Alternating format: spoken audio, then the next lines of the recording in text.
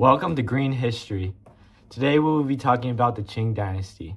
This video is brought to you by 6-7 Water. If you're ready to get those brain cows milked, then let's get to it. The Qing Dynasty was founded by the Manchus located in northern China. The Qing Dynasty was known for assembling a territorial base in modern China. Their language, culture, and history were defined by the distinctiveness of their Chinese population. They conquered in 1644 and ruled till 1911. The Qing Dynasty followed the Buddhist culture, Confucianism, and Taoism. The Qing Dynasty natural resources were that they used grain and water. The Qing Dynasty had many variants of art. For example, they had a strong musical culture with flutes, clappers, drums, and wind instruments.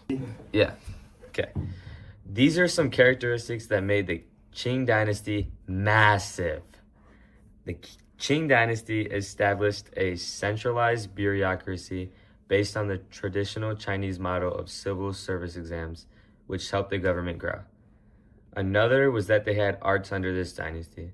Although it was very conservative, people would have great poetry and leave governmental roles to pursue beautiful painting, which led to a flourishing of cultural growth.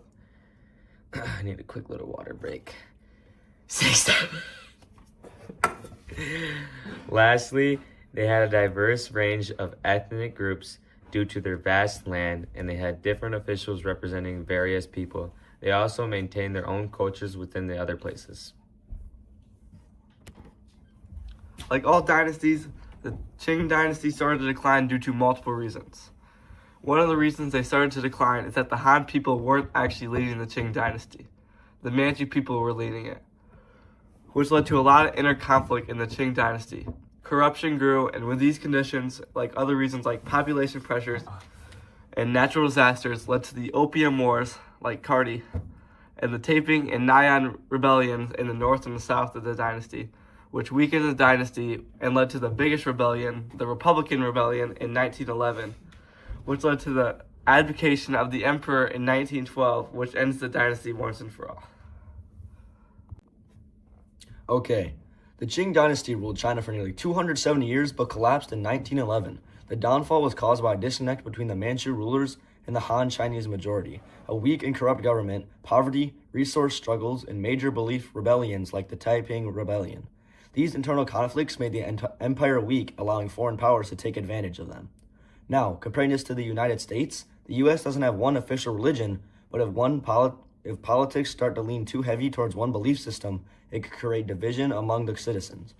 If a political leader appears biased towards a specific religion, that could spark conflict and make the country look unstable, just like what happened to the Qing Dynasty. There are two possible outcomes I can see happening, like happened to the Qing Dynasty, happening to the U.S. First, if the U.S. falls onto internal conflict, especially over religion or identity, it could weaken the country the same way inner conflict weakened the Qing Dynasty. Second, if the U.S. avoids division and stays united, it can continue to grow stronger and not repeat the Qing Dynasty's downfall.